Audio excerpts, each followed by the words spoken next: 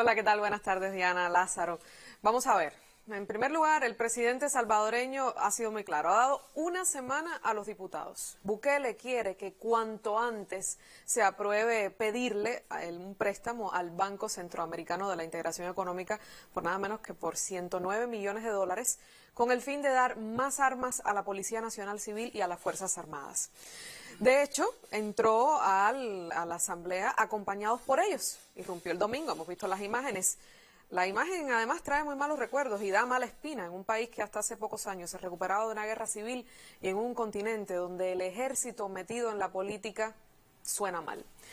Un presidente que quiere imponer a la Asamblea su voluntad y como no lo logra, se hace acompañar del ejército y la policía. Por eso es que digo que esto huele mal. Pero ¿por qué esta situación ha llegado a este punto? ¿Qué busca Bukele con semejante show? Y lo es porque todo fue cuidadosamente filmado, varias cámaras, hasta drones, y todo salía en vivo para las pantallas que Bukele ordenó poner en las afueras donde sus simpatizantes se aglomeraron para apoyarlo, una masa de personas que él dice que eran 50.000 y la prensa asistente que eran 5.000. ¿Pero qué es lo que pasa? Bueno, la Asamblea, dominada sobre todo por Arena, partido de derecha, y por el Frente Farabundo Martí para la Liberación Nacional, FMLN, formación de izquierda, ambos partidos inicialmente aprobaron el préstamo, pero ahora se cuestionan cómo se va a gastar ese dinero, dónde se van a poner las partidas de ese jugoso préstamo. El Ejecutivo no lo explica con claridad. Y no es para menos que la Asamblea se pregunte esto. El Salvador es un país donde se ha hecho común que unas empresas sean privilegiadas sobre otras, porque han pagado sobornos a decisores de cualquier color político. Se preguntan a quién le van a comprar qué y por qué. Y es que la corrupción es un cáncer que inevitablemente hace metástasis por doquier. Pues Bukele cree que son demoras sin sentido, que lo importante es armar a la policía y lanzar el claro mensaje de que matar no puede seguir siendo la normalidad.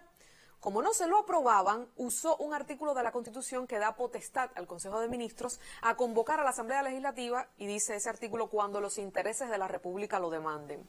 Lo que sus críticos dicen es que esta convocatoria para un domingo en la tarde es exagerada, ni hace falta porque esta es una Asamblea que funciona con regularidad y segundo, no puede hablarse de que esta sea una urgencia de tales proporciones. No obstante, Bukele necesita demostrar su poder, hacerlo valer, incluso con estos controvertidos métodos de llegar con la policía. Para entender por qué es así, por qué se está comportando de esta manera, recordemos quién es este hombre. El presidente más joven de América Latina, con 37 años, logró vencer con comodidad el bipartidismo tradicional de El Salvador. Ganó en febrero del año pasado y asumió en junio. Empresario experto en publicidad y relaciones públicas, luego como miembro del FMLN fue alcalde de San Salvador hasta que rompió con ese partido y se inscribió en las elecciones con una formación que no tiene asientos en la Asamblea. Es decir, él no tiene partido propio. Y ese bipartidismo que él se siente tan victorioso porque lo venció, le sirve de contrapeso en la rama legislativa. A Bukele no le gusta eso de las instituciones tradicionales de la democracia. Ha llamado a los diputados, usted lo escuchó en el trabajo de Irma, sinvergüenzas porque no lo apoyan. Y usa su popularidad que la tiene, porque sobre todo con los jóvenes funciona mucho porque ha escogido como plataforma de comunicación Twitter, Facebook y además su telegenia, que es la principal arma con la que gana adeptos en un país que cuestiona a su clase política tradicional. Recordemos aquel discurso en la Asamblea General en la que se hizo un selfie y llamó a los presentes a viajar menos y a hacer más en sus países. Es un político crecido en la era de Twitter y que se comunica en los códigos de los nuevos medios de comunicación. Por eso lo de entrar con los militares es parte de ese golpe de efecto. Se siente aupado por su popularidad y hasta llamó a una insurrección contra el Congreso. Palabras mayores e irresponsables. El asunto de los militares en el Congreso ha traído críticas, pero realmente menos de las que yo esperaba. Yo esperaba, por ejemplo, que la OEA interviniese en la voz siempre presta para criticar de Almagro, pero no, parece que ahí específicamente eso no es un asunto tan serio. Bukele dice que realmente no lo es, que lo verdaderamente importante es que hay diputados que dialogan y se dejan comprar por los grupos armados y que mientras tanto mueren muchos todos los días sin esperanzas de justicia en El Salvador. El presidente está apurado porque le aprueben esto y su urgencia no es exagerada. El Salvador es uno de los países más violentos del mundo. En los últimos meses se ha aplicado el llamado Plan de Control Territorial y aparentemente es una buena noticia que se ha reducido la tasa de asesinatos, que sigue siendo altísima. 30 casos por cada 100.000 habitantes. En 2018 eran 50.3 por cada 100.000 personas. La Mara Salvatrucha y Barrio 18 son los dos principales grupos armados que mantienen estos números tan elevados. Una de las críticas que se le hace a Bukele es su intransigencia por no querer dialogar con las maras, cuando, conocedores del tema, dicen que bajar la tasa de homicidios solo pasa por conversar con los principales responsables de esos números. El mandatario está convencido de que militarizando a la policía, armándola más, se dará un mensaje de implacabilidad.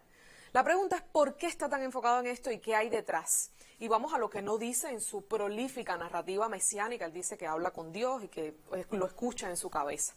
En febrero del año que viene, es decir, el 28 del 21, habrá elecciones para el Parlamento. Bukele no tiene partido, necesita que esa popularidad que se ve en las calles se traduzca en asientos en la Asamblea y así poder hacer pasar su agenda.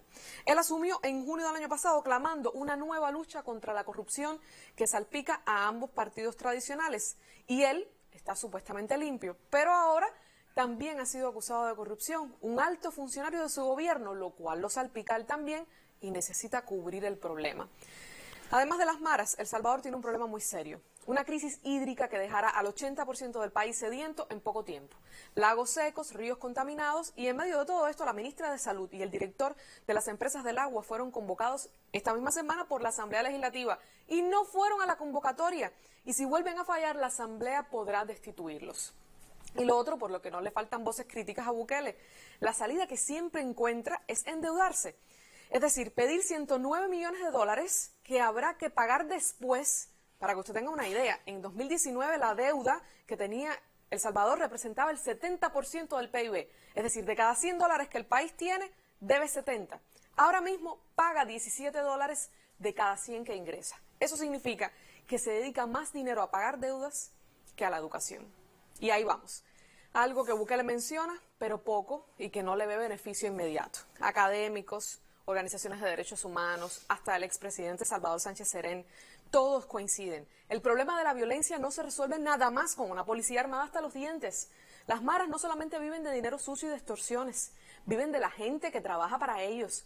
Se alimentan de la pobreza, la inequidad, la falta de oportunidades, de la impunidad. El gobierno anterior intentó ir a los lugares olvidados, ayudar a los más vulnerables, incluso llevar educación y cultura. Hasta nuestra colmenita cubana se multiplicó en las zonas más pobres de El Salvador, donde no había llegado jamás la salvación que solo puede traer la cultura.